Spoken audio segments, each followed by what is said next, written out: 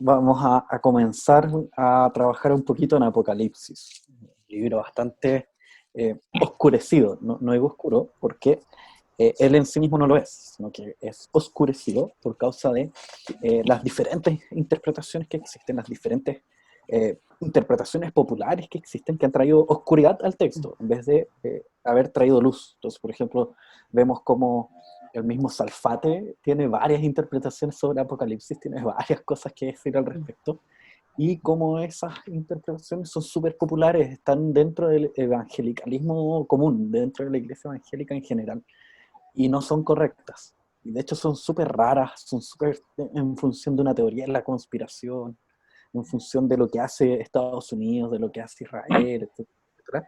Y todas esas cosas van trayendo oscuridad al texto, que en verdad es mucho más simple de lo que parece. Hay cosas que son un poquito más complejas, pero no es tanto por el texto en sí, sino que es más por nuestras propias dificultades y desconocimientos de otros textos de las escrituras, ¿ya? Así que,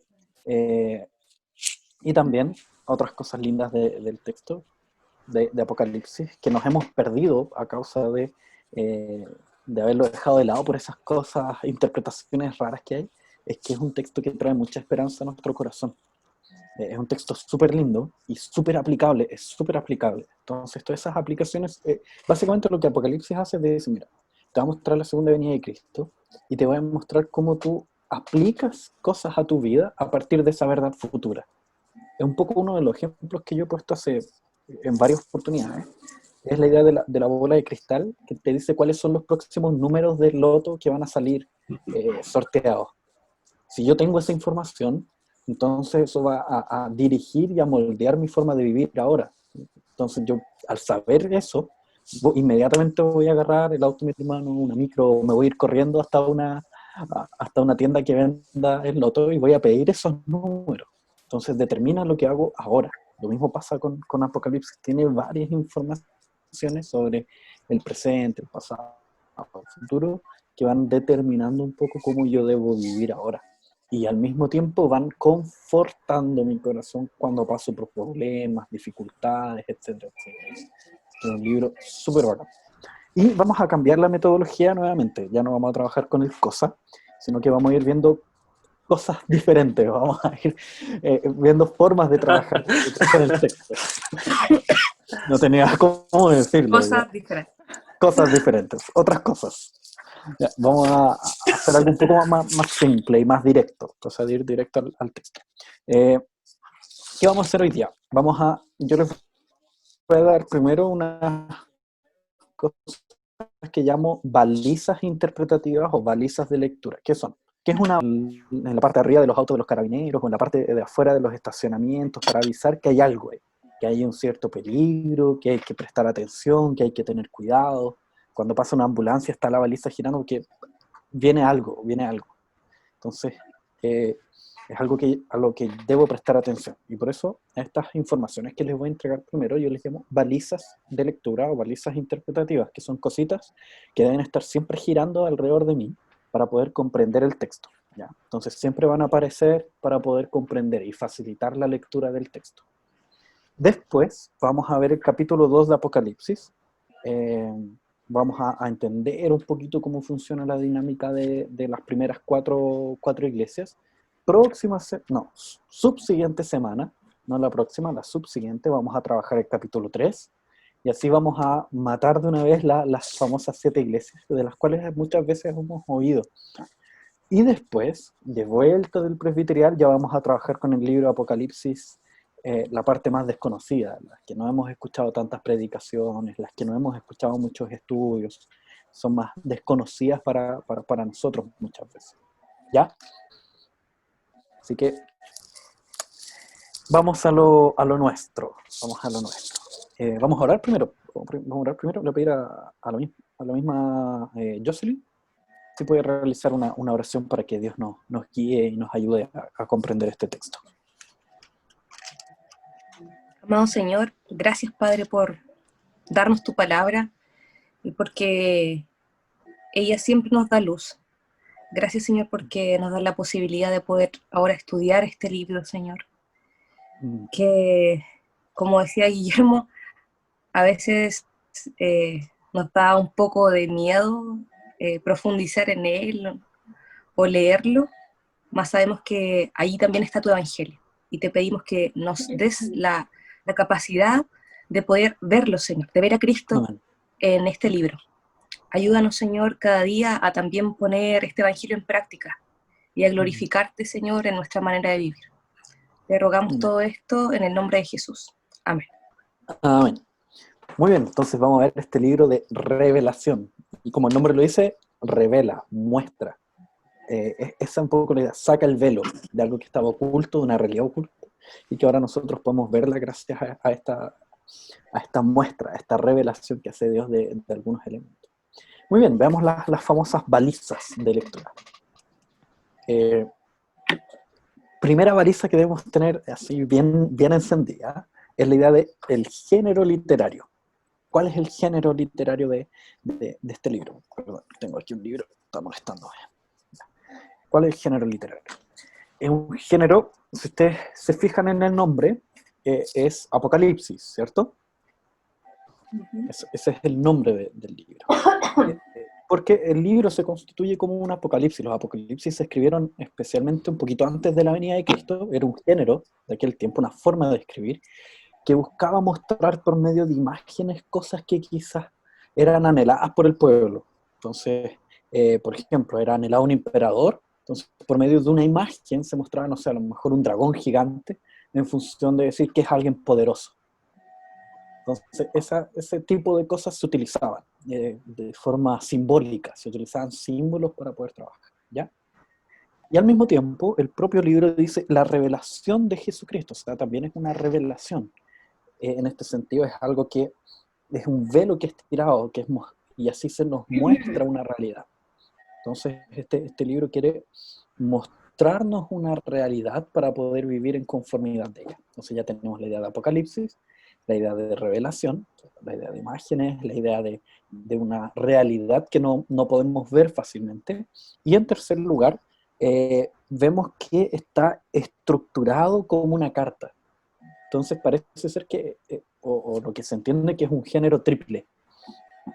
Es un apocalipsis que está escrito con lenguaje profético, o sea, lenguaje de revelación, pero también está escrito en una forma, en una estructura de carta. Son textos que son enviados a distintas iglesias, ¿ya?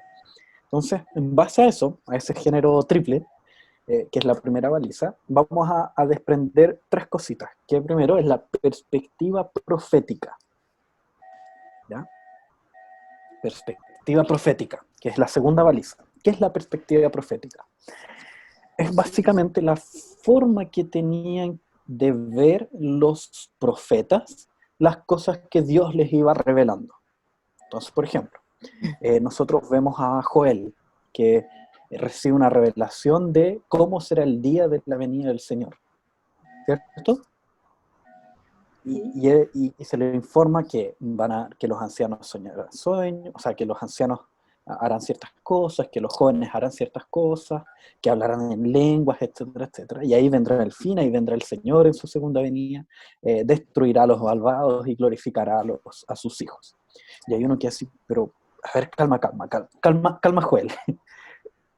Ya, ok, eso es lo que viste tú, pero si yo veo la historia, yo me doy cuenta que primero ocurre el tema de la venida del Espíritu Santo, que es cuando las personas sueñan, hablan en lengua, el Evangelio es predicado y todo lo demás.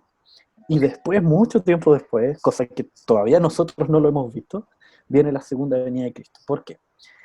Voy a intentar dibujar a qué me estoy refiriendo con esto. Vamos a ver si es que se puede.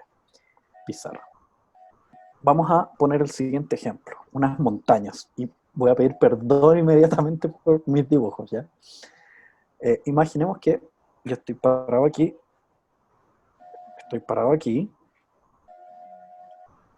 vamos que se puede, que es difícil dibujar como, digamos que ese soy yo, y estoy mirando hacia una montaña, y dentro, y arriba de esta montaña hay eso es una casa ya, Casa.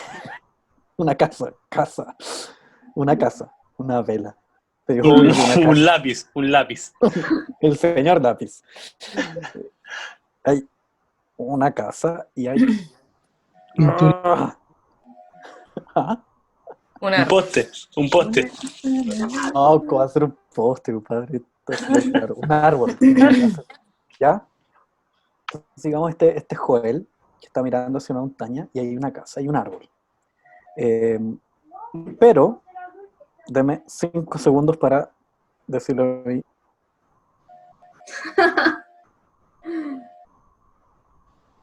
Bueno. Lo siento. Entonces, eso es lo que está viendo Joel. Está viendo una casa y un árbol. Pero, a medida que pasa el tiempo, y nosotros vamos recibiendo información a partir del Nuevo Testamento, de la vida de Jesús, etcétera, etcétera, nosotros vamos caminando, vamos avanzando. Y ya nuestra mirada es diferente, porque estamos mirando desde otro lugar. Entonces, desde este otro lugar, eso es una cabeza, supuestamente, desde este otro lugar nos vamos a dar cuenta que en vez de una montaña, son 2 montañas, en donde en una hay una casa y en otra, vamos que se puede, hay un árbol. Entonces, ¿qué pasó?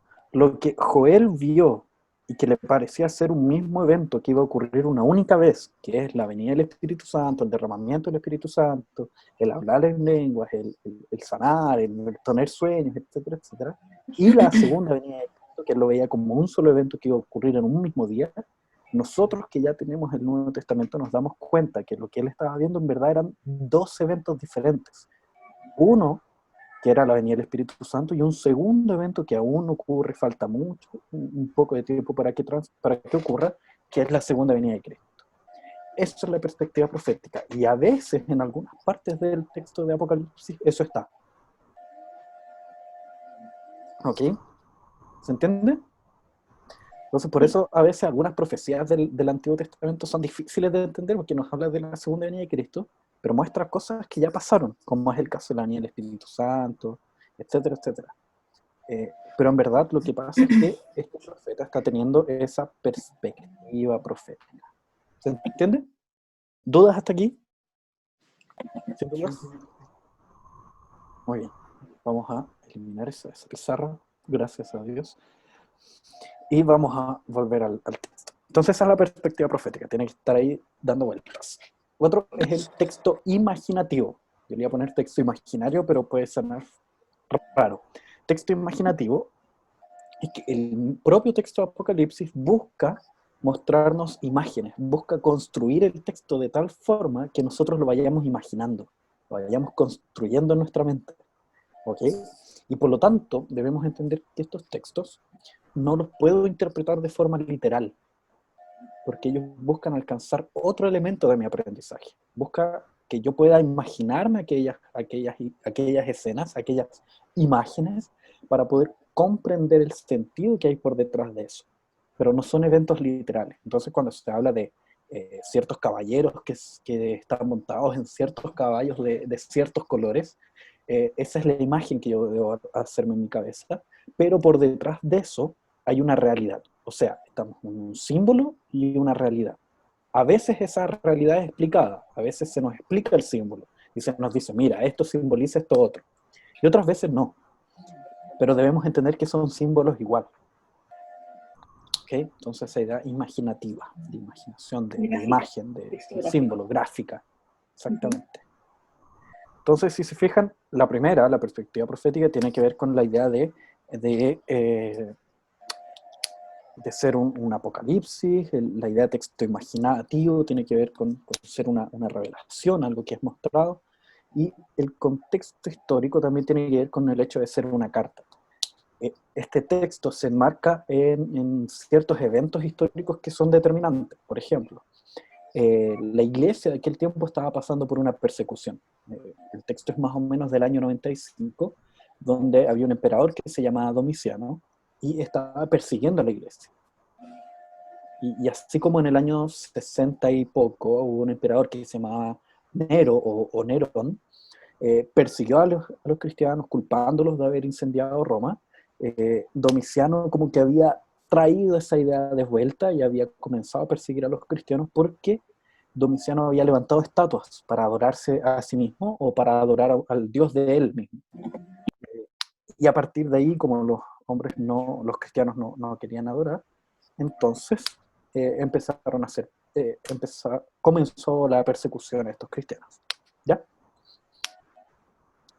Otra idea, el arco narrativo, otra de las balizas. ¿Qué es arco narrativo? ¿Qué es eso? Es simplemente cuál es la historia que nos cuenta el libro. Este libro nos cuenta una sola historia. ¿Ok? ¿Cuál es esa historia? Es la historia desde la primera venida de Cristo hasta la segunda venida de Cristo. Y esa historia se va a contar varias veces. Y de hecho por eso saltamos a la idea de estructura del libro.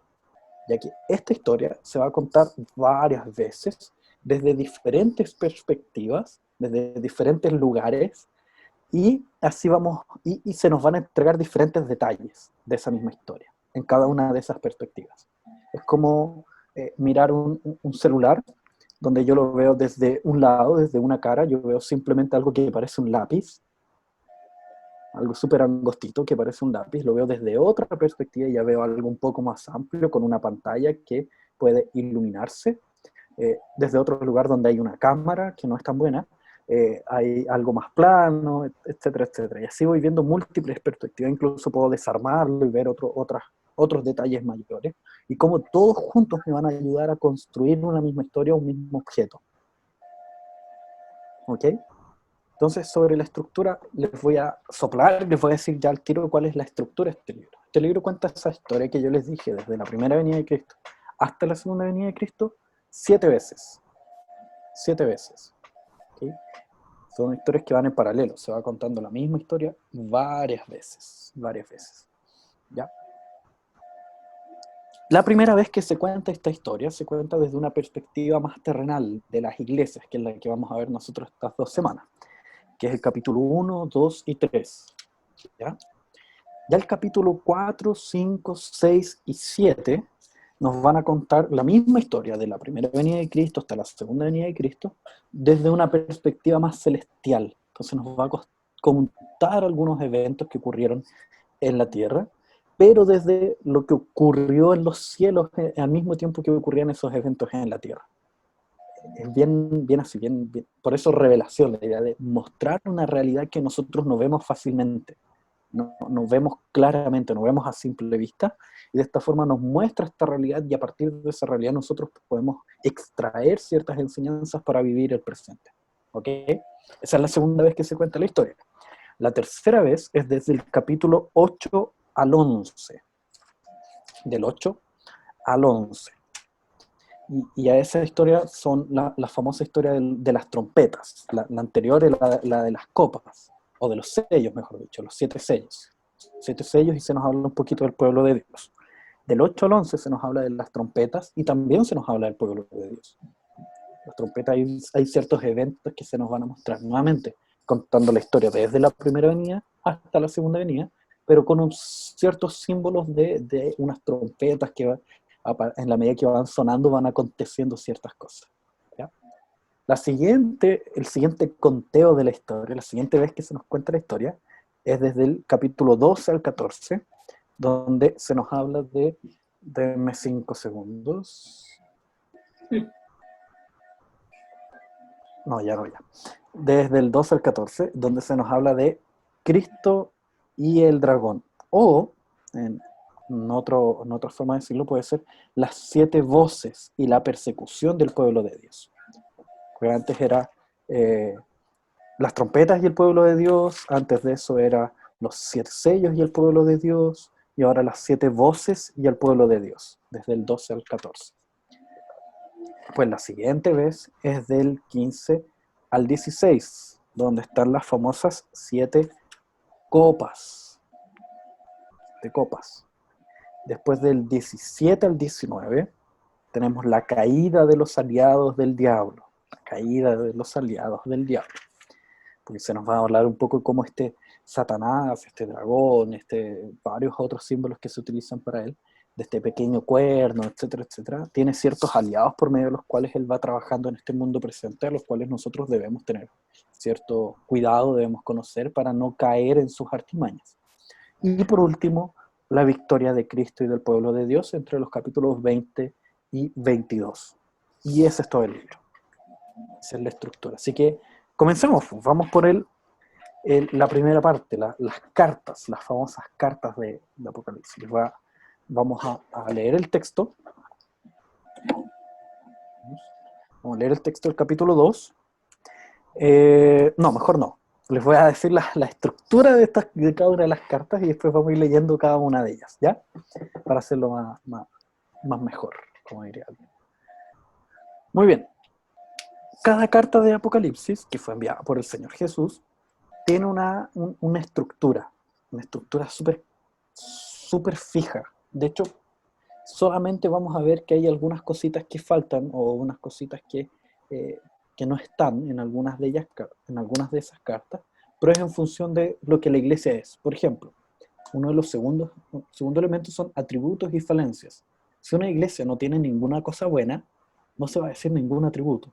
O si una iglesia no tiene ninguna cosa mala, no se va a decir ninguna falencia. Entonces, eso es más o menos lo que faltaría en esas cartas. Pero la estructura es básicamente la misma. Tiene una introducción, que son los atributos de Cristo, en función de quién está mandando la carta y a quién se la está mandando. Después los atributos de la iglesia y las falencias de esa iglesia. Después se nos van a hablar las consecuencias del pecado, las consecuencias de las falencias. Después, formas de enfrentar dicho pecado.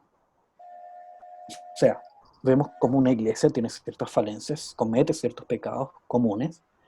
¿Cuáles son las consecuencias de ese pecado? Y cómo yo logro enfrentar ese pecado. Entonces, vean cómo es profundamente aplicado. Inmediatamente yo puedo identificarme con esos pecados, esas dificultades, y darme cuenta cómo yo puedo enfrentarlas.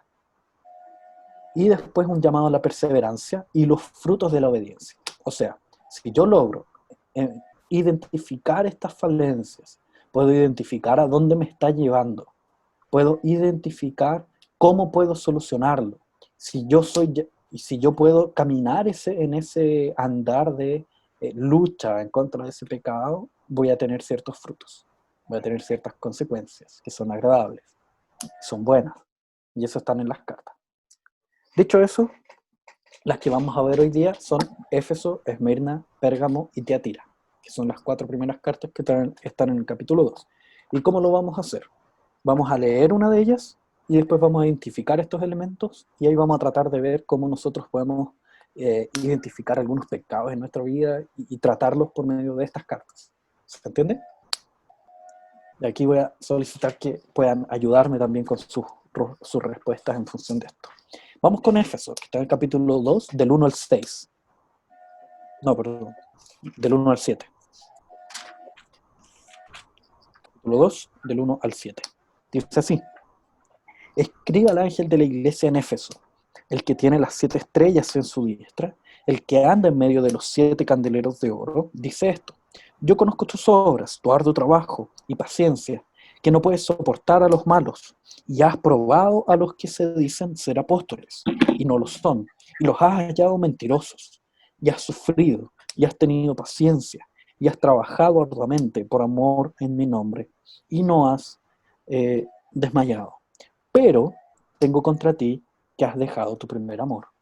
Recuerda, por tanto, de dónde has caído, y arrepiéntete, y haz las primeras obras, pues si no, vendré pronto a ti y quitaré tu candelero de su lugar, si no te hubieras arrepentido. Pero tienes esto, que aborrecen las obras de los nicolaitas, las cuales yo también aborrezco. El que tiene oído, oiga lo que dice el Espíritu. Oiga lo que el Espíritu dice a las iglesias. Al que venciere, le daré de comer del árbol de la vida, el cual está en medio del paraíso de Dios. Muy bien. Introducción. ¿Dónde está eso? ¿Y qué se nos dice al respecto? En el 1, versículo 1. ¿Y qué se nos dice allí? Que tiene el que tiene las 7 estrellas en su diestra, el que anda en medio de los 7 candeleros de oro, dice esto. O sea, esos son los atributos de Dios. Ya, de Cristo. muy bien. ¿Y qué serían esas 7 estrellas y esos 7 candeleros? Es como la autoridad. Claro, es la autoridad, él está en medio de eso, de esos elementos, ¿cierto? Pero esa autoridad es sobre quién es aplicada. Los candelabros eran las iglesias, ¿o no? Sí, de hecho lo son. Si se fijan en el versículo 20 del capítulo 1, está la respuesta. Mira, vayan para allá.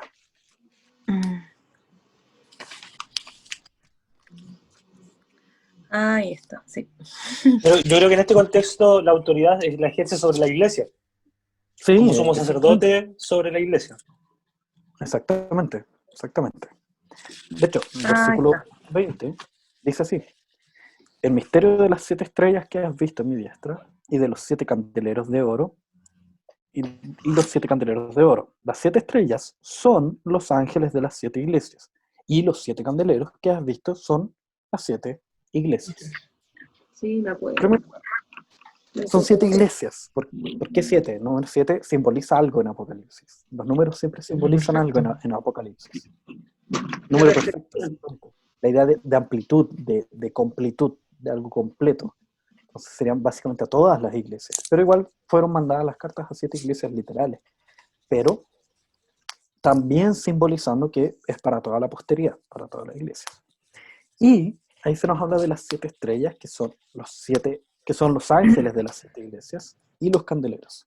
Aquí hay una discusión heavy. Es si esos ángeles son ángeles, o son simplemente el pastor de la iglesia, los mensajeros. Para ser más justo con el texto, con la interpretación del texto, uno tendría que decir que sí son ángeles, de esos con alitas y todo eso. ¿Por qué?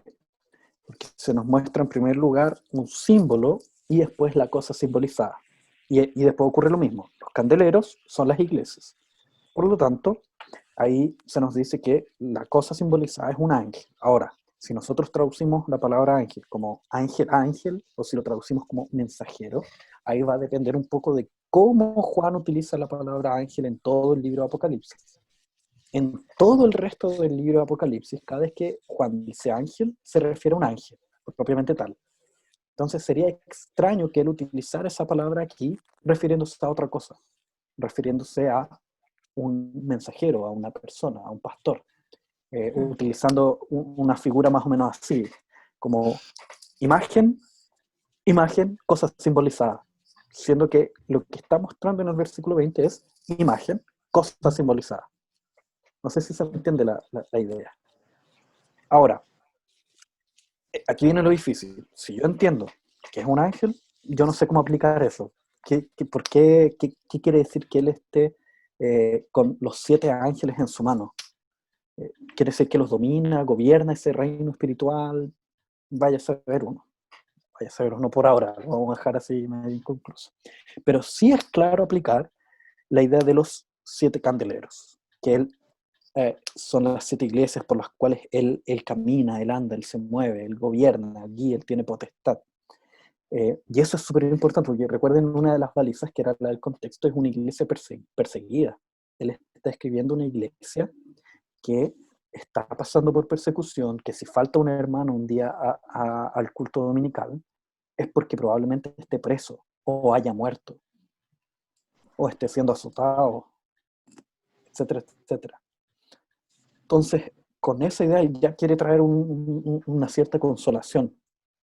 Quiere decirles que quien está escribiendo este texto es el mismo que está cuidando de aquella persona que está pasando por estas dificultades. Quien escribe este texto es aquel que tiene absoluto poder y gobierno sobre este contexto de persecución, que él está cuidando de todos aquellos que han perdido a sus seres queridos y todos los demás. ¿Ok? Entonces así parte, con el cuidado del Señor, la presencia del Señor en medio de su iglesia. ¿Todo bien hasta ahí? ¿Sí? Sí. Muy bien. Atributos y falencias de la iglesia. Primero, atributos. ¿Qué atributos ven? ¿Qué es lo que viene?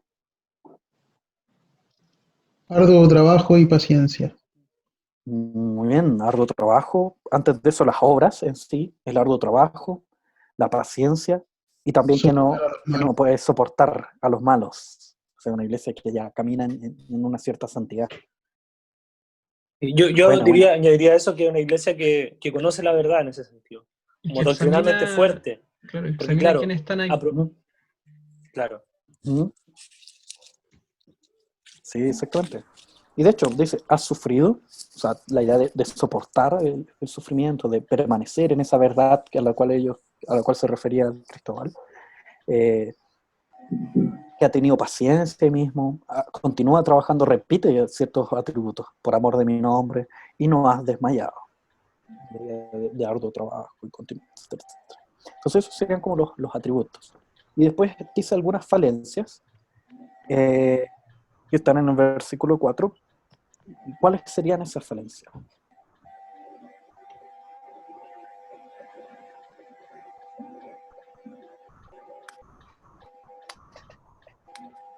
¿O cuál sería esa falencia?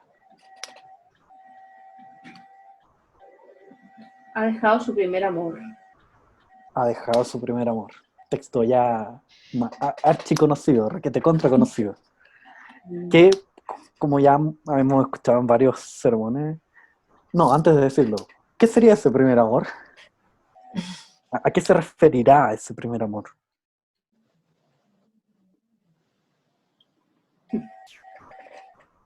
Tendrá que ver y con es raro, esa pasión inicial. Pasión inicial, bien. es que Roger es dijo raro, algo, ¿sabes? ¿no? ¿O no, Cristóbal? Sí, ¿Quién fue? es raro porque en el versículo 3 ya les dijo, ya has sufrido, has tenido paciencia y has trabajado arduamente por amor de mi nombre. Entonces después le Ujú. dicen 4, pero has dejado tu primer, pero tengo contra ti que has dejado tu primer amor, entonces hay que, no sé a qué se podrá referir. Es raro. Gracias a Dios, y obviamente por eso nos ha revelado estos textos, de la iglesia que nosotros tenemos más información es de Éfeso. Claro. Tenemos el libro de los Hechos, capítulos 19, 18, por ahí, como vemos su plantación de cómo comenzó la iglesia de Éfeso. Después vemos la carta a los Efesios, que es los primeros problemas doctrinales que ahí surgen, de divisiones, incluso peleas internas y todo lo demás. Vemos cómo eso comienza a ocurrir, comienza a germinar esos problemas y divisiones y peleas internas, como Pablo intenta solucionarlos por medio de cartas. Después tenemos las cartas a Timoteo, las cartas a Timoteo, donde nuevamente Pablo instruye a Timoteo a colocar líderes, a que no tengan en poco su juventud, en función también parece en el mismo sentido de esta división que impide este énfasis o este crecimiento exponencial que hubo en Hechos 18, 19 y los primeros pasos de la iglesia. Y después seguimos teniendo cartas de Juan que tienen que ver con esto y también apuntan un poco hacia las divisiones. Nosotros estudiamos la primera de Juan y apuntaba harto hacia la comunidad, hacia las divisiones, hacia las peleas internas. Y aquí vemos esta idea de pérdida del primer amor. Y parece ser que tiene que ver un poco con eso, como un problema duplo, que se da en temas de divisiones internas, peleas internas, que impiden el desarrollo de la predicación del Evangelio. Entonces, ellos mantenían una doctrina adecuada, de hecho eran perseguidos por eso, ellos mantenían una vida moralmente adecuada, y eran castigados por eso, ellos dejaban de lado la idolatría y eran castigados por eso, pero al mismo tiempo ellos no cumplían con esta idea de unificación entre ellos, de compartir entre ellos, y tampoco con el tema de la predicación del Evangelio que nosotros vemos en Hechos, en el libro de los Hechos. Entonces, parece ser que para allá apunta esa idea de primer amor, y de hecho es súper raro porque se muestra ese amor al nombre de Dios, pero al mismo tiempo se muestra ese desamor en función de la no predicación del Evangelio y del no poder sobrepasar estos problemas de divisiones. Pero el tema es, pucha, yo me puedo identificar con eso. Yo puedo identificarme como alguien que le cuesta predicar el Evangelio, que no lo ha hecho como corresponde. También me puedo identificar como alguien que no ha unido la iglesia como corresponde, o no se ha acercado a ciertos hermanos por prejuicios, etcétera, etcétera. Entonces, ¿cómo soluciono esto? Y ahí vienen los siguientes versículos, versículo 5. cuál es la solución que Dios mismo, que Cristo mismo plantea para este problema.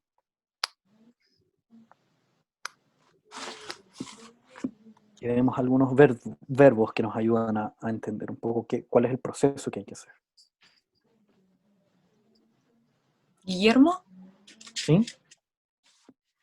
no, que solo quería leer la nueva traducción viviente que apunta a lo que Ujú. decías tú, ¿Ya? que el versículo 4 decía, pero tengo una queja Ujú. en tu contra. No me Ujú. amas a mí, ni se aman entre ustedes como al principio. Mm. Claro, como que interpreta el texto, inmediatamente muestra la idea del amor a él en función de Sí, con el resto. la predicación del Evangelio, y el amor al resto en función de las divisiones que podían haber dentro de la iglesia. Qué buena, interesante. Pero ahora viene la pregunta, pucha, yo me veo en esa, yo me veo en estas dificultades para predicar, o en a veces cohibirme y no evangelizar a la persona que está a mi lado, que está a mi alrededor, etcétera, etcétera. Y también me veo muchas veces promoviendo más peleas que disminuyéndolas, o que permitiendo la unificación. Yo me veo en eso. El tema es cómo lo soluciono, cómo cambio eso. Y ahí viene el versículo 5. Son básicamente 3 instrucciones, 3 Recordar, verbos. arrepentirse y hacer. Exactamente. Recordar, arrepentirse y hacer. La idea de recordar las obras de Dios en mi vida, recordar esa idea de recordar es común en el Antiguo Testamento, es súper común. Cuando Dios saca al pueblo de Egipto, constantemente le está diciendo, oye, recuerden que yo los saqué con mano poderosa. Levanten un montón de piedras para que puedan recordar que yo los saqué con mano poderosa. Recuerden que yo soy su Dios que los sacó con mano poderosa. Y así sucesivamente está esta idea de recordar las obras de Dios en la vida del pueblo. Lo mismo pasa con nosotros, recordar un poco las obras de Dios en nuestra vida. Después, arrepentirse, esta idea de observar los problemas de mi vida y arrepentirse, y entender que son pecaminosos. Y después el siguiente camino, que es hacer obras en función de ir en contra de aquello. Es como lo que dice Pablo de desvestirse del viejo hombre y revestirse del nuevo hombre. Como cuando Pablo dice, el que robaba, no robe más, antes trabaje para tener con qué ayudar al otro. Esa idea de no solo dejar de hacer algo, sino que cambiar eso y colocar otra nueva obra en ese lugar. ¿Se entiende? Sí. Sí. Y ahí viene pero tienes esto, nuevamente un elogio, por así decirlo. Lili habló, ¿no? ¿No? ¿Sí? ¿No? Tal vez. Parece que sí, pero Sí, se que me fue. perdí. Ahí sí. Sí, Ay. aquí estoy. ¿Me escuchan? Sí. Que me perdí tu último comentario. Ah, ya. Ujú. Básicamente, lo que dije de el ¿De acuerdo? que no robe más, ¿eso? ¿Sí? ¿Eso? Ya. Pablo dice, el que robaba, no robe más, antes Ujú. trabaje para tener con qué ayudar a otros. ¿Cuál es la idea de Pablo? Que para nosotros transformar nuestra vida, y parece ser que es un poco lo que está aquí medio entre dientes, que nosotros para transformar nuestras vidas, nuestras obras, para dejar hábitos pasados atrás, no basta con simplemente, voy a dejar de hacer esto, sino que debo colocar algo en su lugar. Entonces, Ah, el ya. ejemplo es, si yo A la frase robaba, vuelvo a practicar las obras que hacías al principio. ¿Eso? exactamente. Ya. Entonces, Ya. en el caso de Pablo es decir, mira, el que robaba, no basta con dejar de robar, Ujú. porque si no ese hábito va a volver. Ese hábito pecaminoso y torcido va a volver. Entonces, ¿qué debo hacer? Debo colocar otro hábito en su lugar. ¿Y cuál es ese? Trabajar para ayudar. Trabajar y ayudar. Y de esa forma yo voy a poder erradicar este pecado. O si no, va a estar volviendo constantemente. Esa es un poco la idea. Y acá está un poco eso, la idea del arrepentimiento y hacer las primeras obras. Entonces no es un proceso de, ya me arrepiento y listo, sino que también volver a aquellas obras que nacen de este amor a Dios. ¿Entiendes? Ujú. Y después el versículo 6 coloca un nuevo elogio, que vendría siendo las obras de el aborrecimiento de las obras de los nicolaitas. ¿Qué sería eso? ¿Qué sería? ¿Alguna idea? Eso es más difícil, porque no se sabe quiénes eran los nicolaitas. Entonces solamente hay suposiciones. ¿Cuál es esa suposición? Parece ser que los nicolaitas eran aquellos que decían lo siguiente: están en un contexto de persecución.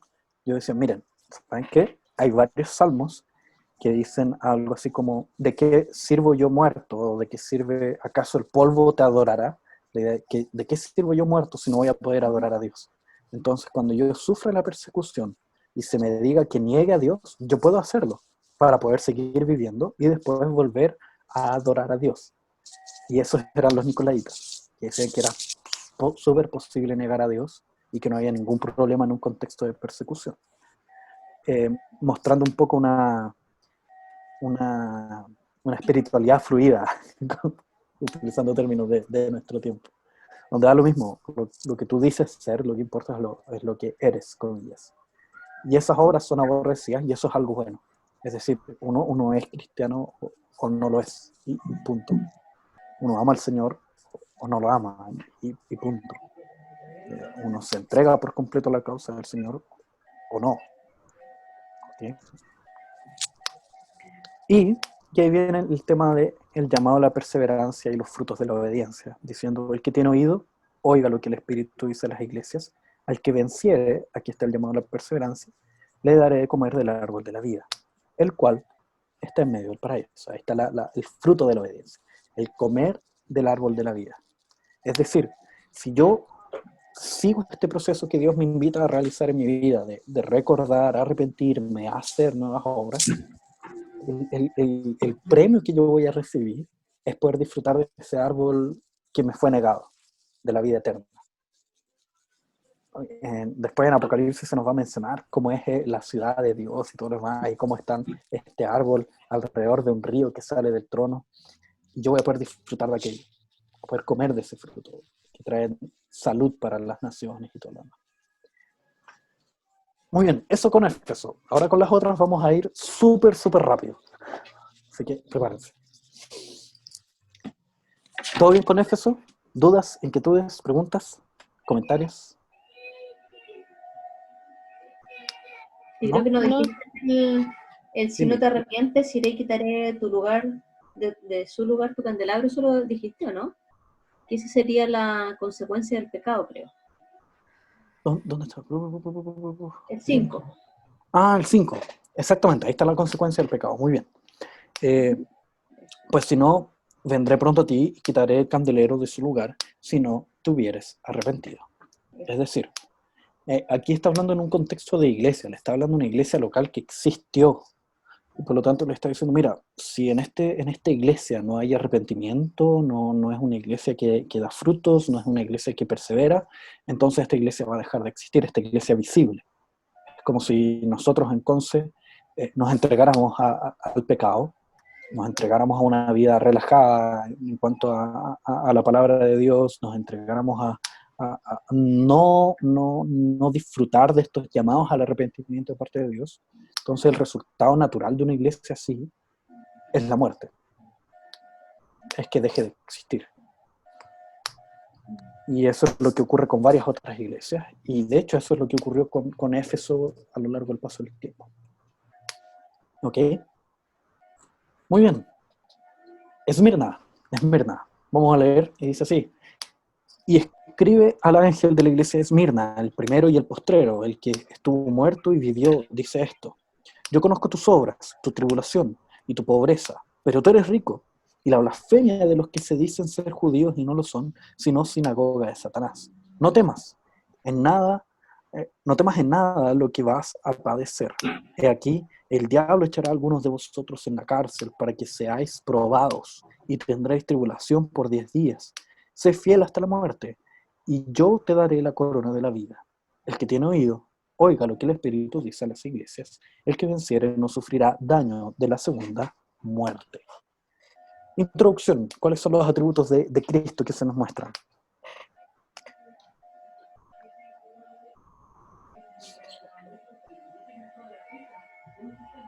que Él es el primero y el último, que sería Sí, como el atributo.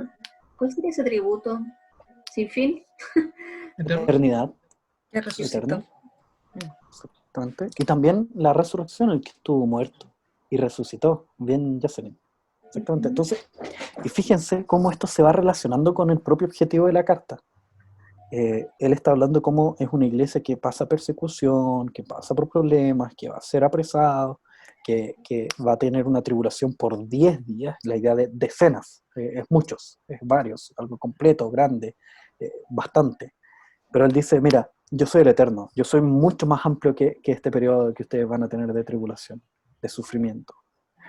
O incluso también les dice, mira, ustedes sufren, ustedes padecen, ustedes mueren, pero yo soy el que murió y resucitó. Entonces los atributos que Cristo menciona quieren mostrarnos que Él es superior a cualquier cosa que Él es. Y eso es genial, porque también obviamente se aplica inmediatamente para nosotros. Porque, recuerden, estos capítulos quieren hablar de lo que ocurre entre la primera venida y la segunda venida. Y nosotros estamos entre ese periodo. O sea, estas cartas son para nosotros. Y nosotros pasamos por persecuciones, pasamos por problemas, dificultades. Y las palabras de Cristo son las mismas.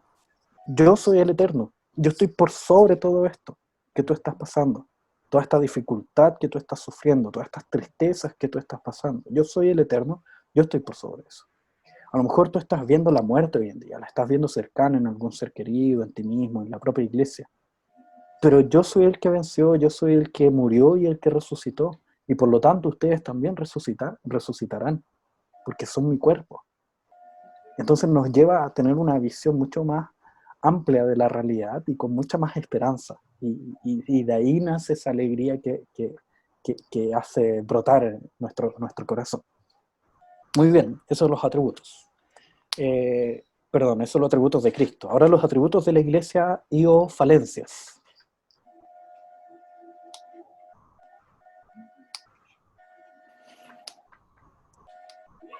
Bueno, han sufrido mucho. Me imagino yo que por lo mismo, por la persecución y tu Sí. pobreza, es una iglesia pobre. Bueno, eso no es un atributo, pero ¿qué dice? Una característica. Dice como que es rico. Ajá. Que a pesar de la pobreza material, existe una riqueza que no es material. Sí. Que no es material. Y a partir de ahí él empieza a elaborar esta idea y nos vamos a dar cuenta más de esa riqueza cuando empieza a hablar tribulación, tu pobreza, todo lo demás. Tu pobreza, perdón, yo conozco tu traducción, conoce la blasfemia de los que se dicen ser judíos y no lo son, sino sinagoga de Satanás, que parecen ser los persecutores de estos hombres. Y después les dice, no temas. Pero en todo esto, mi duda es, ¿cuáles son las falencias de la iglesia? No hay. No se dicen. De más que debe tener, obviamente, porque son pecadores como nosotros. Pero en estas instrucciones de parte de Dios, Él no menciona ninguna. Entonces ahí nosotros encontramos cuál es esta riqueza. Ellos habían, gracias a Dios, habían logrado vivir en una santidad determinada, habían logrado vivir en esta, incluso en una predicación del Evangelio, en una salud doctrinal, etcétera, etcétera, a pesar de no ser necesariamente ricos económicamente, a pesar de tener una falta de recursos que era sorprendente a tal punto que son mencionados como pobres. Entonces, a pesar de esa dificultad, por así decirlo, ellos habían logrado perseverar, habían logrado avanzar, habían logrado luchar en contra de esta tribulación, en contra de aquellos que los perseguían y todo lo demás. ¿Y cuál es la instrucción del Señor a partir de ahí?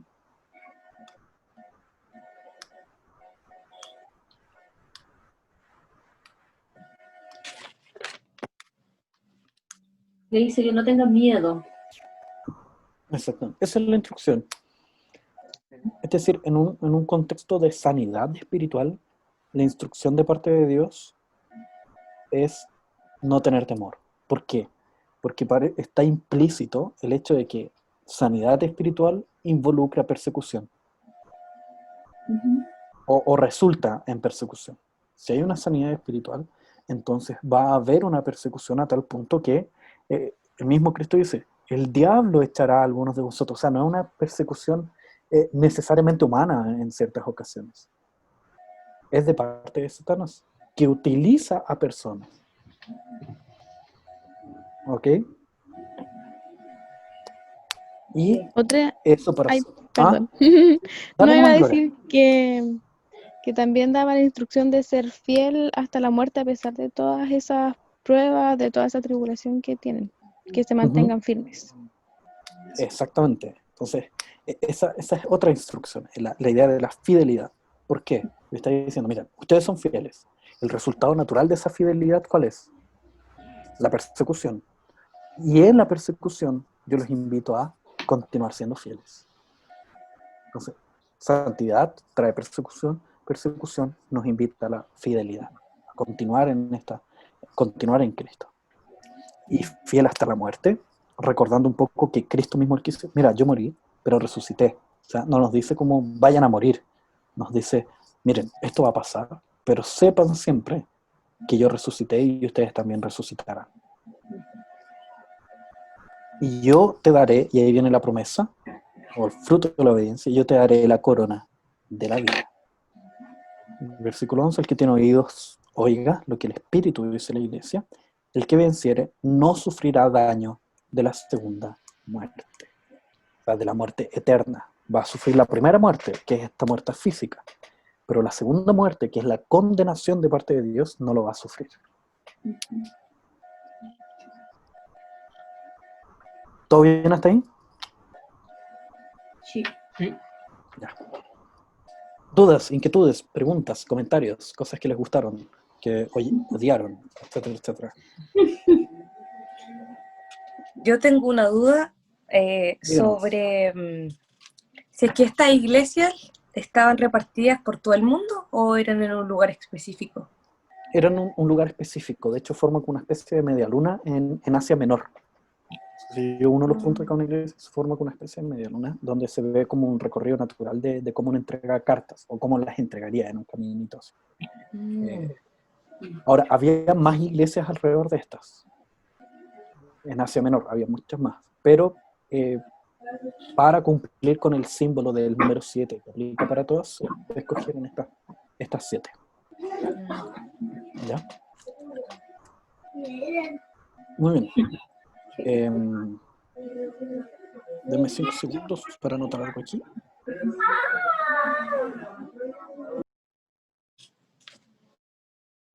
Oye, sí, yo quiero hacer una preguntita.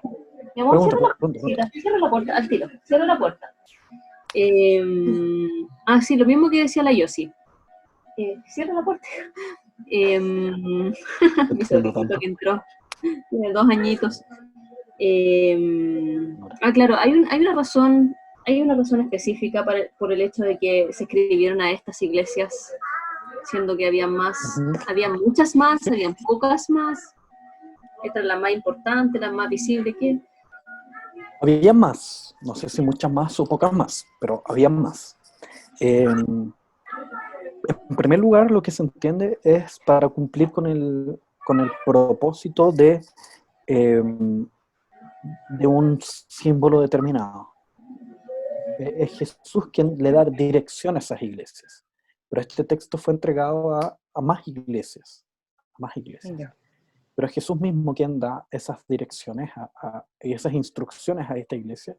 Y se entiende que es a partir de un propósito en función de un texto completo, donde se busca mostrar a través de este número 7 la idea de algo completo, de que es para todas las iglesias, a lo largo de toda la extensión de la tierra y al mismo tiempo a lo largo de toda la historia. ¿Okay? Ese sería como el propósito principal. Y otro propósito que se apunta, pero no sabría decir si es correcto o no tengo la información, es que son iglesias más representativas, no en función de número, no en función de cantidad de gente o de influencia en la sociedad, no, sino que representativas en función de la diversidad que se da entre estas 7 iglesias, que permite observar un todo completo para nosotros. Pero esa razón yo no la he visto tanto en otros autores, tampoco la he visto en las propias iglesias de aquel tiempo. No sé si había otras iglesias que tuvieran otros problemas, no lo sé. pero sí es una de las razones que se levanta. Pero yo me quedo con la del símbolo, permanecer con el símbolo. Muy bien, Pérgamo, volvemos. Escribe al ángel de la iglesia en Pérgamo, el que tiene la espada aguda de 2 filos, dice esto: yo conozco tus obras, dónde moras, dónde está el trono de Satanás, pero retienes mi nombre, y no has negado mi fe, ni aun en los días en que Antipas, mi testigo fiel, fue muerto entre vosotros, donde mora Satanás. Pero tengo unas pocas cosas contra ti, que tienes ahí a los que retienen la doctrina de Balaam, que enseñaban a Balac a poner tropiezo ante los hijos de Israel, a comer cosas sacrificadas a los ídolos y a cometer fornicación. Y también tienes a los que retienen la doctrina de los nicolaitas, los que yo aborrezco. Por tanto, arrepiéntete pues, si no, vendré a ti pronto y pelearé contra ellos con la espada de mi boca. El que tiene oído, oiga lo que el Espíritu dice a las iglesias. Al que venciere, daré a comer del maná escondido, y le daré una piedrecita blanca. Y en la piedrecita escrito un nombre nuevo, el cual ninguno conoce, sino aquel que lo recibe. Uf, extraño. Una piedrecita. Una piedrecita, ¿sí? ¿Cómo te voy a dar una piedrecita? Introducción. Atributos de Cristo. Pérgamo, a ver. Es el que tiene la espada aguda de 2 filos. Uh-huh. Me imagino que él exalta un poco el todo poder de Jesús. Sí. Y la idea de dominio y juicio, de justicia. juicio de poder castigar, de castigo, de espada con la cual destruye. Esa es un poco la idea. Y eso obviamente se va a reflejar en el contenido de la carta. No sé si se dieron cuenta que es mucho más fuerte que la anterior. Y lo vamos a ver en los propios atributos y falencias de la iglesia. Entonces, ¿cuáles serían los atributos, por así decirlo? Fiel a su nombre. Es fiel a su nombre, a pesar del contexto hostil. Claro. Dice, sé dónde moras. Y donde mora es donde Satanás tiene su trono. O sea, no es cualquier lugar. Es un contexto de profunda rebelión, perversión. Exactamente. Es un mal lugar para vivir. Un mal lugar para tener una iglesia, donde todo invita al pecado, todo invita a la idolatría, todo invita a la caída moral, etcétera, etcétera. Muy bien. Y lo bueno que tenía era que retenía el nombre de Cristo, o sea, había algo de santidad, y que no ha negado la fe. Claro. A pesar de eso también. Claro. A pesar de eso, a pesar del contexto hostil. O sea, fiel hasta la muerte. Ajá. E incluso dice, ni aún en los días de Antipas. O sea, cita a alguien que era un mártir, que se dice en la historia que camina por ahí, que murió en el toro de hierro. ¿Qué es el toro de hierro? Es un tipo de tortura que incluso sale en algunas películas, que era un toro de metal grandote, que se le podía abrir la panza, de metal, ojo, de metal, se ponía a alguien adentro y se encendía fuego abajo del toro. Entonces este toro tenía unos agujeros por la nariz, donde los gritos que hacía la persona hacían que salieran por esa nariz y sonaba como un toro, por el ebullir de los líquidos corporales, los propios gritos, etcétera, etcétera. Así murió Antipas, nos dice la historia. Entonces, le está diciendo, mira, incluso en ese contexto, de ese tipo de muertes de tus propios hermanos, piensen que es como si nosotros estuviéramos en Conce y uno de nosotros que está aquí en esta reunión muriera de esta forma. Eso invitaría, según el mundo, a que cada uno de ustedes o cada uno de nosotros estuviese más ávido, más dispuesto a negar la fe en un contexto así, sabiendo que puede morir de esa forma. Y Jesús le dice, mira, ustedes no negaron la fe, incluso en ese contexto de fácil negación, por así decirlo. Claro, que podría morir. ¿Ah? Que podría morir, que podrían haber muerto. Claro, Lo negaron. claro, y de esa forma, o sea, si matan a Gerson de esa forma, pues, por el solo hecho de ser cristiano en Conce, yo de alguna forma voy a estar predispuesto a pensarlo dos veces. Es decir, chuta, a mí me viene el mismo destino entonces. No sé si se entiende un poco la dinámica, cómo funciona este halago de parte de Dios. Y después dice algunas cosas malas, falencias de la iglesia. ¿Cuáles eran esas? Idólatras. Idólatras. Habían unos grupitos, es heavy. Y dicen, mira, ustedes son así, pero dentro de la iglesia ustedes tienen estos grupitos que son nefastos, que son idólatras, que llegan a la fornicación, al comer a ídolos, etcétera, etcétera. E incluso los propios nicolaitas, que eran aquellos que, aquí se entiende un poco la idea de los nicolaitas, eran aquellos que vieron esta muerte de Antipa y dijeron, chuta, creo que la Biblia enseña que nosotros podemos negar a Dios para poder seguir viviendo y seguir adorándole. Y ellos eran mantenidos dentro de esta iglesia. ¿Y cuáles son las recomendaciones de parte de Dios?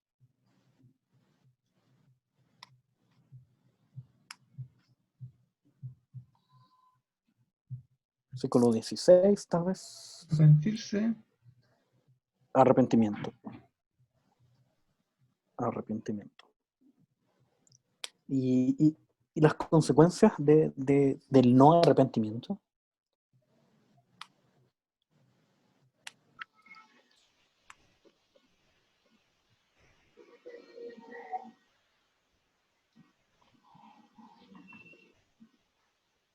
Wow, o sea, va a ir, dice, donde ellos, o sea, como a su iglesia, y va a pelear con los idólatras. Tiene pinta como de juicio. Exactamente. Esa pelea, ese juicio. Entonces, y ese juicio lo va a ejecutar el propio Señor. Entonces, fíjense, si no hay un arrepentimiento de la iglesia en el presente, puede que pase piola y mueran esas personas y todo bien, pero llegará un día en que Cristo ejecutará su juicio final. Y es ahí donde vendrá ese castigo. Es decir, nosotros hoy en día pasamos por varias injusticias de parte del mundo, de parte de idólatras, etcétera, etcétera. Existen. Puede ser por causa de no sé, varias dificultades, propias corrupciones que el mundo tiene, etcétera, etcétera, de las cuales uno dice ya no aguanto más. Pero Cristo nos dice, chuta, a lo mejor esas injusticias no van a ser castigadas en esta tierra, pero sí van a ser castigadas cuando Cristo venga. Así que sí o sí, nadie se las va a llevar peladas. Esa es un poco la idea, ¿no? Eso no va a ocurrir. Cristo va a ejecutar su juicio.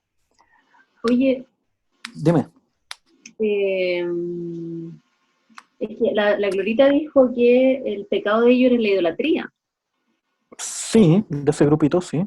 Y claro, yo estaba analizando el texto y creo que el pecado, según el texto, es la tolerancia, claro, que ellos toleraban. La tolerancia de esos grupitos idólatras, claro.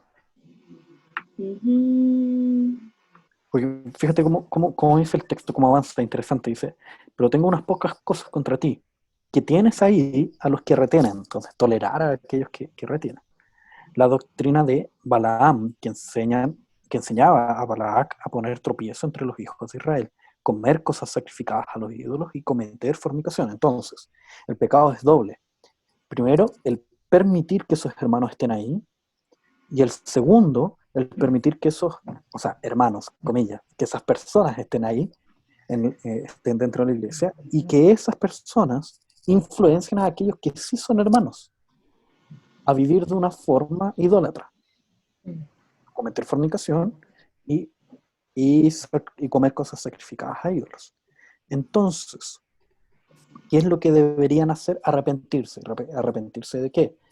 De tolerar a aquellos que que son idólatras y de arrepentirse de permitir que estos idólatras influenciaran a aquellos que sí son hermanos, pero son más débiles. Entonces un pecado doble. Y yo he visto la parte esa de incitándolos a comer alimentos sacrificados a los ídolos e inmoralidad sexual, y yo estaba viendo como que esa era la doctrina, era lo que hacía Balán, Ajá. el que enseñó a Balac a poner tropiezo a los israelitas. O sea, pero eso ya ha pasado ya en el pasado. Para la redundancia. No sé si lo estaban haciendo en ese entonces, estaban incitando a cometer inmoralidades y a comer alimentos, sino que yo lo estaba viendo como que eso era lo que enseñaba Balán a Balac en el pasado. Ajá. Lili está Pero leyendo pero el la hecho, NBI. Sí, estoy leyendo la NBI. Sí. pero el hecho que lo retenga quiere decir que igual puede seguir estando en la práctica. Claro que O sea, dice, tolera a los que se aferran a las doctrinas, por lo tanto, como que igual Ah, presupone ya. que ellos están promoviendo esas doctrinas y ellos las consideran válidas dentro de la iglesia. Claro, haya pasado en un pasado, o sea, haya sido en un pasado o esté en el presente, en ese momento. Sí, es que como Balán se supone que es como de muchísimos Claro. años antes, po, onda. No, Claro, sí, claro. Más pero de por eso 1000 años. ellos retienen la doctrina, po, ¿cachai? Hay un grupo que la está reteniendo, que de alguna forma la está practicando en el presente. Sí, En el presente de ellos me refiero, en el presente del texto. puede ser, pero yo creo que es mucho más amplia la doctrina de Balán a lo que se está refiriendo y que está poniendo como ejemplo lo que sigue. Pero Ah, quizás claro, quizás podrían ser otras cosas que estaban practicando también que tenían que ver con lo mismo. Claro. claro. Claro, y que de hecho es normal en un mundo greco-romano. Si nosotros recordamos la primera carta a los Corintios, vamos a ver precisamente ese mismo contexto de comida sacrificada a ídolos Mm, y inmoralidad sexual. mm, Eso está presente en ese mundo, sí. que está ahí. Entonces, voy a darle una vuelta más, porque me parece bien interesante esa forma de leerlo. Lo voy a echar un ojo más adelante. Ya. Muy bien. Y por último, vemos este fruto de la obediencia, que es el comer el mandato, el maná escondido, que es el Cristo, el pan que da vida. Y también la idea de la piedrecita blanca, que es un poco, representa un poquito la santidad. ¿Okay? Muy bien. Oye, Vamos. otra Sí. cosita que quiero decir, ¿puede ser? Dale nomás.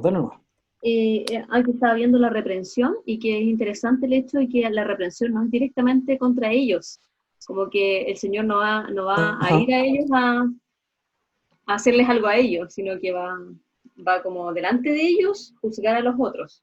Sí, va a purificar su iglesia. Ujú. Sí, es como eso. Es como arreglen usted el programa, si no voy a ir yo a arreglarlo. Claro. Yo mismo arreglarla. Exactamente. Bueno. Y es heavy que esa es la reprensión. Ujú. Entonces, en alguna medida, esa es una reprensión para nosotros. El hecho de que Dios mismo tenga que hacer aquellas cosas que competen a nosotros. Que Dios nos ha dado la tarea a nosotros. Es como cuando dice, mira, si ustedes no predican, las piedras clamarán. Claro. Es algo que debería avergonzarnos, no es algo que nosotros debemos esperar. Pero igual hay una consecuencia directa a los que no se arrepientan de retener esa doctrina. ¿Cuál sería? O sea, el hecho de ser avergonzado, creo yo, sería la directa. Porque por algo los llama a arrepentirse, ¿o no? Uh-huh. Ya hay un... Lee el texto, por favor. Ya hay un si no, pues, ¿cachai? Claro. Por tanto, arrepiéntete, pues si no, vendré a ti pronto. Claro, Para pero es un pelear poco contra ellos. lo que estaba mostrando, porque está diciendo así, mira, si no te arrepientes, o sea, si no sacas a estos compadres, yo voy a ir delante de ti y voy a sacar a esos compadres. Como que ese es el flujo del texto. Entonces, esa acción de Dios, disciplinadora, habla más de forma de avergonzar a estos que no cumplieron su labor. Nuevamente está el ejemplo de la predicación del Evangelio. O sea, no podemos nosotros callarnos a tal punto de que sea necesario que las piedras hablen. eso sería algo que va a traer, es una obra directa de Dios, milagrosa, hacer que las piedras hablen, pero traería vergüenza a mí. Es decir, chuta, yo fui tan negligente en la labor que tenía que realizar, que fue necesario que Dios hiciera un milagro para poder... ¿Se entiende o no la idea? Más o menos. Sí, pero me refería a que al que no se arrepiente, lo más probable es que caiga con los otros, po. Claro, claro, pero en este caso el llamado al arrepentirse es a aquellos que están siendo tolerantes en función de estos grupitos. Claro, pero A si, este grupo si que un- permaneció santo, que se les dice que saben dónde moraba, que tienen mi nombre, o sea, que permanecen en santidad y que no han negado mi fe, pero que tenían estos grupitos. Entonces, a estos que han permanecido fieles, pero que mantienen estos grupos, yo voy a ir delante de ellos y voy a echar a estos grupos. Esa es la dinámica del texto. Obviamente hay reprensión, o sea, yo puedo estar en la realidad, en lo que ocurre en nuestras iglesias, yo puedo estar más cerca de estos grupos o menos cerca, pero igual voy a estar incumpliendo el hecho de echarlos. ¿Sí? Entonces ahí van a haber algunas consecuencias naturales de mi pecado. ¿Ok? Y vamos con Tiatira, la última, si no me equivoco. Para ya ir terminando, porque me he extendido mucho en el tiempo que tenía. Pero démosle. Dice así: y escribe al ángel de la iglesia en Tiatira, el Hijo de Dios, el que tiene ojos como llama de fuego y pies semejantes a bronce bruñido, dice esto: yo conozco tus obras y tu amor y fe y servicio y paciencia, y que tus obras postreras son más que las primeras, pero tengo unas pocas cosas contra ti, que toleras que esa mujer, Jezabel, que se dice profetiza, enseñe y seduzca a mis siervos a fornicar y a comer cosas sacrificadas a los ídolos. Y le he dado tiempo para que se arrepienta, pero no quiere arrepentirse de su fornicación. He aquí, yo la arrojo en cama y en gran tribulación a los que con ella adulteran, si no se arrepienten de las obras de ella, y a sus hijos heriré de muerte, y todas las iglesias sabrán que yo soy el que escudriña la mente y el corazón, y os daré a cada uno según vuestras obras. Pero vosotros, a los demás que están en Tiatira, a cuantos no tienen esa doctrina y no han conocido lo que ellos llaman las profundidades de Satanás, yo os digo, no os impondré otra carga, pero lo que tenéis, retenedlo, hasta que yo venga. Al que venciere y guardare mis obras hasta el fin, yo le daré autoridad sobre las naciones, y las regirá con vara de hierro, y serán quebradas como vaso de alfarero, como yo también la he recibido de mi Padre, y le daré la estrella de la mañana. El que tiene oído, oiga lo que el Espíritu dice a las iglesias. Muy bien. Introducción. Atributos de Cristo. Ojos como llama de fuego y piel semejantes al bronce bruñido. Muy bien, muy bien. Entonces, hablando un poco del brillo, de la luz, de esta idea de fuego, de algo que ilumina, que muestra, que revela lo que está escondido, y la idea del brillo de los pies, de una especie de santidad, de gloria, etcétera, etcétera. Igual en el 23 dice como que escudriña la mente y el corazón. ¿Se refiere a eso con los ojos de fuego? ¿Con llama de fuego? Exactamente. Él es aquel que es capaz de observar absolutamente todo, y traer luz sobre todo, iluminar todo y ver absolutamente todo lo que ocurre. Guillermo, ¿Sí? esa característica de fuego lo relaciona como a la idea de iluminar o la idea de juicio. Es que van de la mano esas cosas. El Porque juicio también. es la idea de, mira, si yo soy capaz de que aquí hay oscuridad y yo traigo luz, entonces puedo revelar lo que de verdad hay. Entonces, si hay algo bueno, entonces eso será conocido, será mostrado. Si hay algo malo, entonces las consecuencias de lo malo ocurrirán, que es el juicio. ¿Entiendes? Entonces, Sí. por ejemplo, hay varios casos de, ¿cómo se llama esto? De sobornos, de cosas incorrectas en política, y que vienen ocurriendo desde muchos años atrás. El tema es, nunca tuvo un juicio, nunca tuvo un castigo, hasta que de alguna forma llegó luz a toda esa oscuridad y permitió ver todo lo que había. Y a partir de ahí es que viene el juicio correspondiente de aquello que había sido ocultado. ¿Sí? Muy bien. Atributos. No, lo otro. Ah, el atributo de la iglesia, sí. Sí, de la iglesia. Obras, amor, fe, servicio, perseverancia. Wow. Y obras postreras que son más Mejor. que las primeras. Hartas Son más mejores. Más mejor. Más mejores que las anteriores. Entonces, fíjense que las cartas de Apocalipsis son escritas para iglesias. Está mostrando como hay un grupo fiel y hay un grupo infiel dentro de la misma iglesia. De la misma. De la misma iglesia. Y como este grupo fiel parece bastante bueno, por lo que se dice acá. Tiene obras, tiene amor, tiene fe, tiene servicio, tiene paciencia, y tiene buenas obras que son mejores que las primeras. O sea, hay un progreso en esta santidad. ¿Qué cosa, Lili? Que tienen de todo, dije. Tienen de todo, sí, ya quisiéramos. Pero tengo unas pocas cosas contra ti. ¿Cuáles son esas? Las falencias. La tolerancia de nuevo, po. Lo mismo. Tolerancia, no. Tolerar Doctrinas. malas doctrinas. Sí. Claro.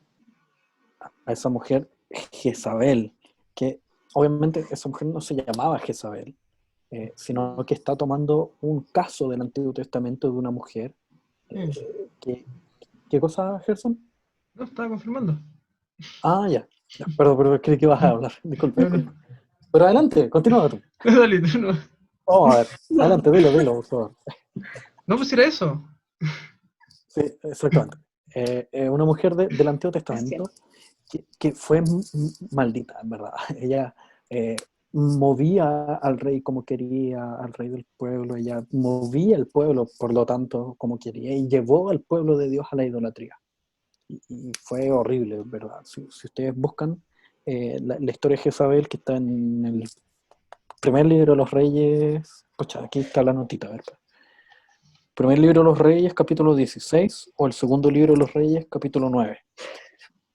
Si lo buscan después de la reunión, van a ver que era bien mala la comadre, era pésima. Y ella profetizaba, enseña, seduzca a mis siervos a fornicar y a comer cosas sacrificadas a ídolos. Le he dado tiempo para que se arrepienta, pero no quiere arrepentirse de su fornicación. Es aquí que yo la arrojo en cama, o sea, la idea de castigo temporal. Entonces, antes nosotros en la carta anterior veíamos que muchas veces los castigos temporales no llegan, pero sí llega el castigo final. Y aquí se nos muestra, ¿sabes qué? En ocasiones sí llegan los castigos temporales. Que también es una advertencia para nosotros. A lo mejor nosotros no estamos actuando como Jezabel, pero sí hay pecados en los cuales nosotros caemos. Y vamos a sufrir las consecuencias temporales de esos pecados, probablemente. ¿Ok? Pero no se arrepiente, la tira en cama, donde quede, o lo arroja cama, y en gran tribulación a los que con ella adulteran, o sea, los que siguen las enseñanzas de esta comadre, si no se arrepienten de las obras de ella, o sea, las obras que ella los ha llevado. Y a sus hijos heriré de muerte, y a todas las iglesias, y todas las iglesias sabrán que yo soy el que escudriña la mente y el corazón, y os daré a cada uno según vuestras obras. Y aquí viene algo interesante, versículo 24. Pero a vosotros, o sea, este grupo que era fiel, amoroso, que tenía fe, que tenía servicio, que tenía paciencia, que tenía buenas obras, etcétera, etcétera, les dice, pero a vosotros, a los demás que están en Tiatira, a cuantos no tienen esa doctrina de Jezabel, y no han conocido lo que ellos llaman la profundidades de Satanás, yo os digo, no os impondré otra carga. Esto habla harto del pecado de esta Jezabel y de los que la seguían, en función de eso ya es suficiente carga. Ustedes están bien, súper bien. Está esta mujer aquí entre medio, no la aguantan, no lo soportan, no la quieren. No les voy a poner más carga que esa. O sea, con soportar a este grupo, ya basta, ya basta. Es suficientemente difícil, suficientemente pesado. Pero lo que tenéis retenido hasta que yo, perdón, pero lo que tenéis, retenedlo hasta que yo venga. O sea, no es una carga el permanecer en la fe, el permanecer en el amor, el permanecer en el servicio, el permanecer en la paciencia, el permanecer en las buenas obras, el permanecer en esas actitudes, no es un peso mayor. Es algo que se debe mantener nomás. Y listo. ¿Y cuáles son los premios? Comillas breves. Los frutos.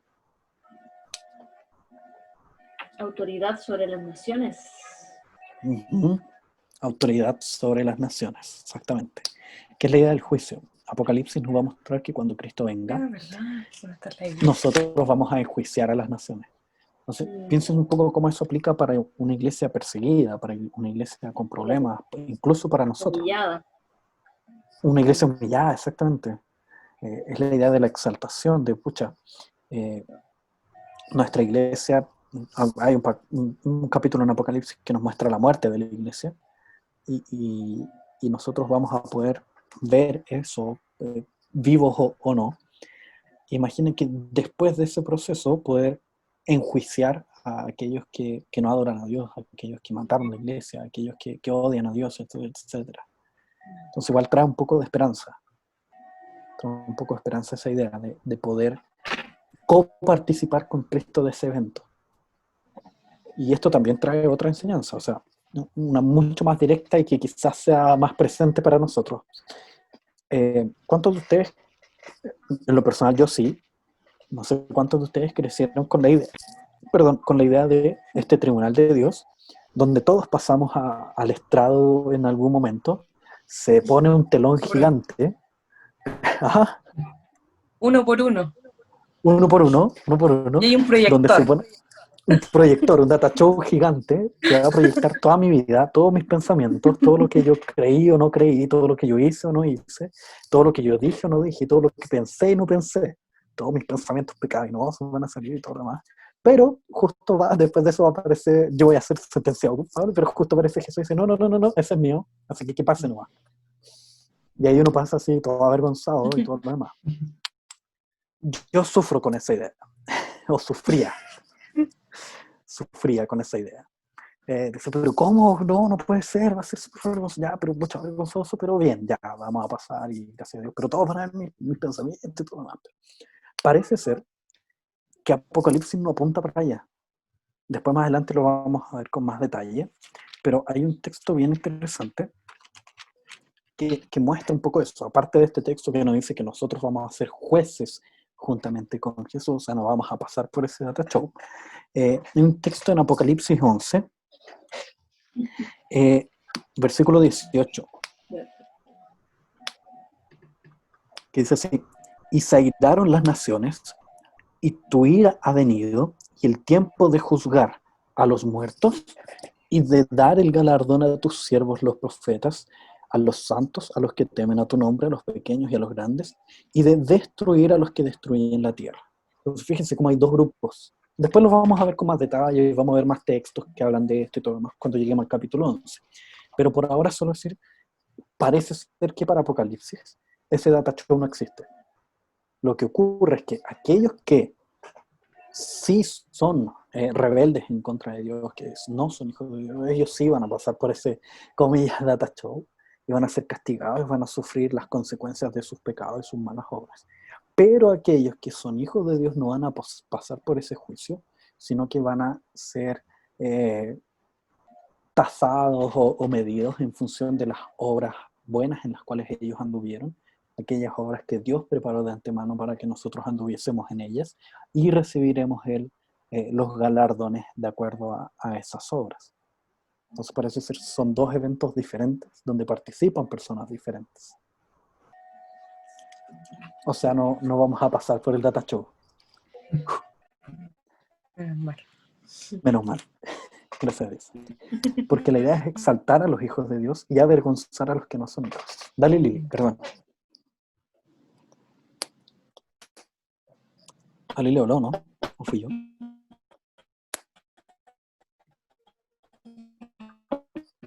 Sí, se escucha algo, pero... Ah, se escucha como entrecortado, Lili. Perdón.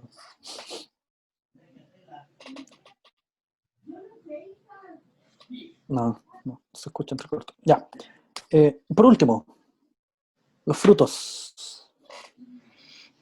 Que era de haber autoridad y que y las regirá con vara de hierro y serán quebradas como vaso de alfarero, versículo 27, como yo también la he recibido de mi Padre. Y le daré la estrella de la mañana. El que tiene oído, oiga lo que el Espíritu dice a las iglesias. ¿Yo qué? No, ¿Ah? no he dicho nada. ¿Qué cosa? ¿Qué cosa?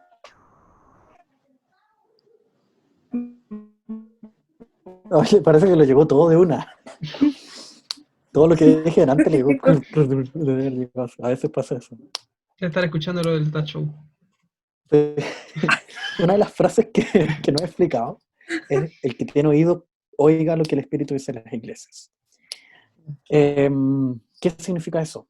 Básicamente dice, los únicos que van a poder escuchar este mensaje, que van a poder aplicarlo, que van a poder arrepentirse, que van a poder andar en un nuevo camino, que van a poder andar en estas buenas obras, etcétera, etcétera, son aquellos que tienen oídos espirituales. Son aquellos en los cuales habita el Espíritu Santo. Esa es la idea de que el que tiene oídos, oiga. El que tiene el Espíritu va a oír. Esa es un poco la idea. Eso, chiquillos. Eso, chiquillos. Hoy día fue más largo porque hicimos una introducción, pero ya la próxima reunión que tengamos va a ser más de acuerdo al tiempo que nosotros ya tenemos programado para esto. Así que tranquilo.